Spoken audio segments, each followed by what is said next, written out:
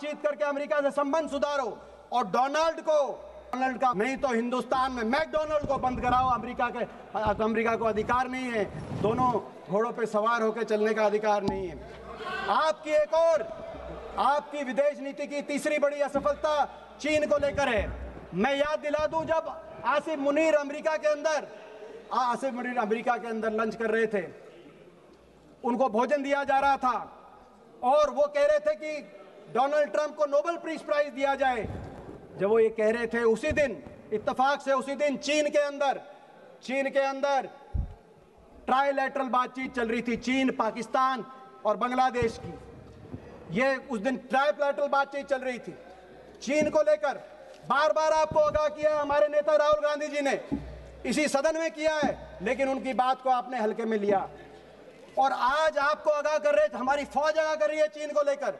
जो हमारे फौज के deputy chief of army staff है राहुल सिंह, उनका बयान आया कि चीन ये जो युद्ध था, इसमें पूरी तरीके से पाकिस्तान को सर्वेलेंस में, सैटेलाइट में, इक्विपमेंट में, प्लेटफॉर्म में, नेटवर्क में पूरी तरीके से पाकिस्तान का साथ चीन दे रहा था। और पाकिस्तान के डीजीएमओ की बात आई कि जब लड़ाई चल रही थी तो एमओ रूम के अंदर चीन के एम्बेसडर, पाकिस्तान में जो चीन के एम्बेसडर हैं, वो एमओ रूम में बैठे थे, पाकिस्तान के आर्मी के हेडक्वार्टर में बैठे थे।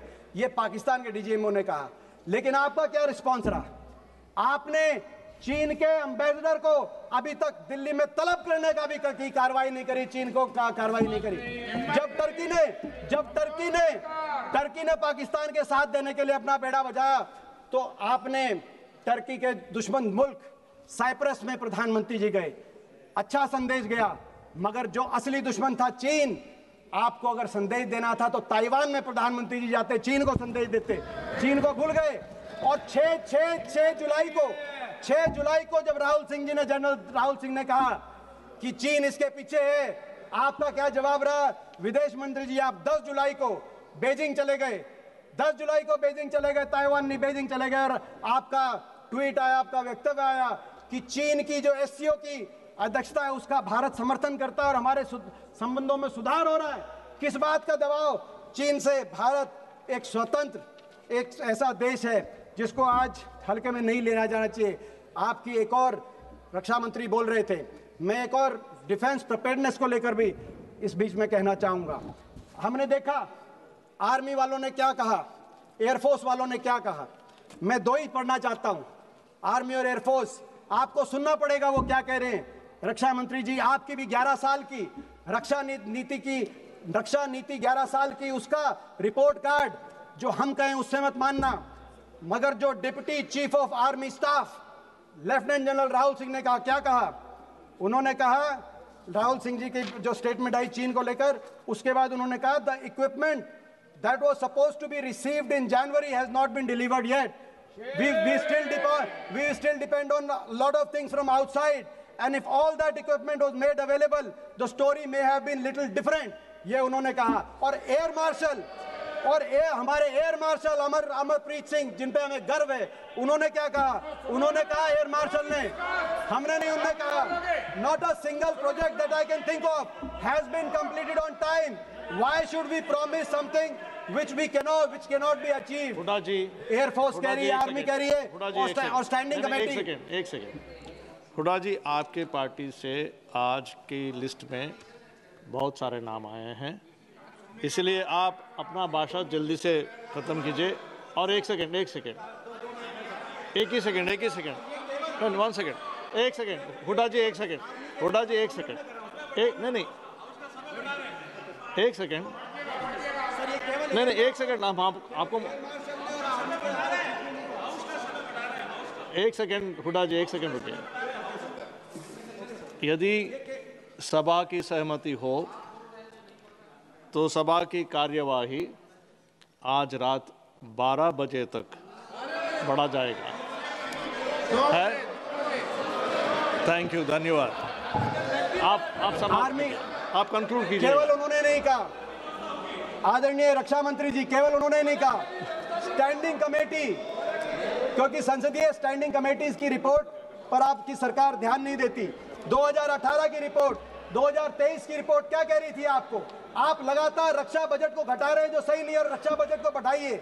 इन 11 वर्षों में रक्षा budget as a percentage of GDP और एज अ परसेंटेज ऑफ हमारा जो budget as a percentage of GDP, इन 11 वर्षों में रक्षा बजट 2.5% से घटकर 1.9% पे आप लेके आए।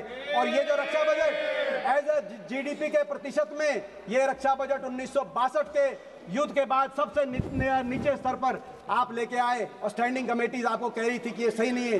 रक्षा बजट आपने कम किया, अग्निवीर जैसी योजनाएं आपने लेके आए, जिसने फौज, देश की फौज पे जिसमें हमें गर्व था, उसका हमारा मानना है कि वो फौज के लिए सही नहीं थी। लेकिन उससे भी एक और दुर्भाग्यपूर्ण बात यह है कि रक्षा बजट में एयरफोर्स मॉडर्नाइजेशन के बजट में भी आपने कटौती करने का काम किया, जो राहुल जी हमारे नेता बार बार जिस बात को लेकर आपको आगाह कर रहे हैं। आज हमारे देश में 60 स्क्वाड्रन की जरूरत है, 60 स्क्वाड्रन की, जो एयर मार्शल बोल रहे हैं।